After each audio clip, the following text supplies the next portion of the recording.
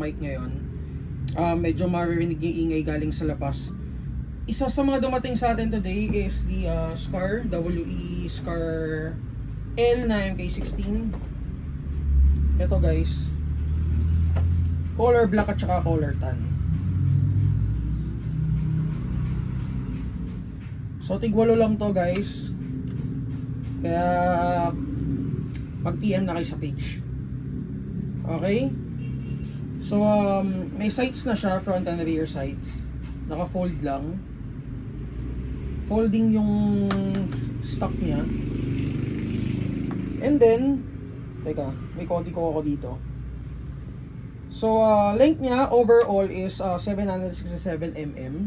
And then adjustable hub, semi-full automatic ang mode of ano niya, firing mode niya. So ayan. So ambi yung fire selector niya. Yan, kabilaan. Same goes with the magazine release. Ambi din yung magazine release niya. Ayan. So kung i-fold nyo to, ito lang yung pipindutin nyo. Ayan, fold na. Ito yung sights niya, fully adjustable yan.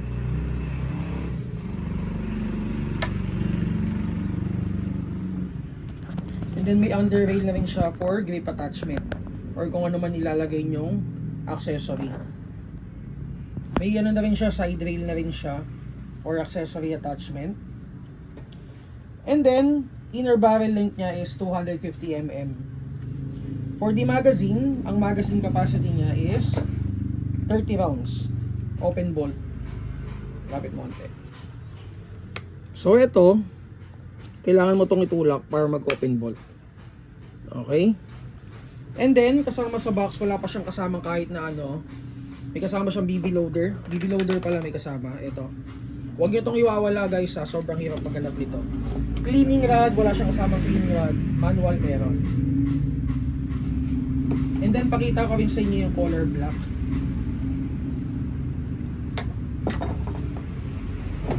Iti-test natin guys para makita nyo kung ilang FPS. So ito yung color black niya.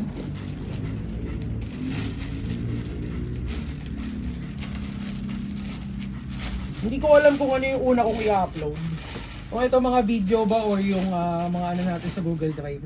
Pero sobrang dami nating dumating na accessories last week. Hindi ko pa na-upload sa ano, sa tawag dito sa Google Drive natin. Pero nakikita nyo na sa my story natin.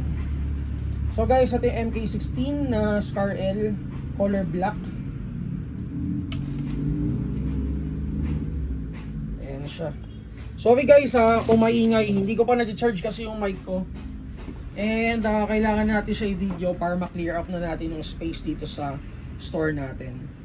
I-test natin to check kung ilang FPS kasi nakalagay dito sa ano niya, sa tawag dito, sa spec niya, nasa 380 FPS niya.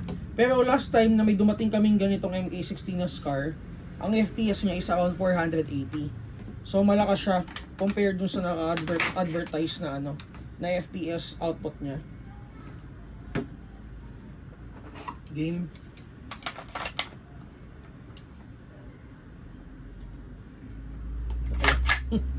Okay game guys. Semi-auto. Ilan? 458. O diba? Ang nakalagay dito 380 FPS. So ayan, nasa 458 siya out of the box. Yan yung punong gas. Okay, auto na natin.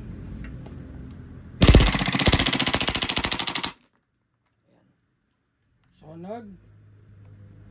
slide na siya.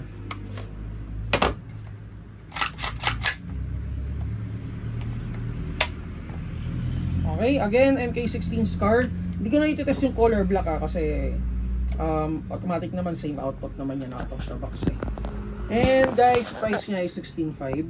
So mag-PM na kayo para ayun, if ever na interested kayo for this Scar MK16, PM nyo lang kami.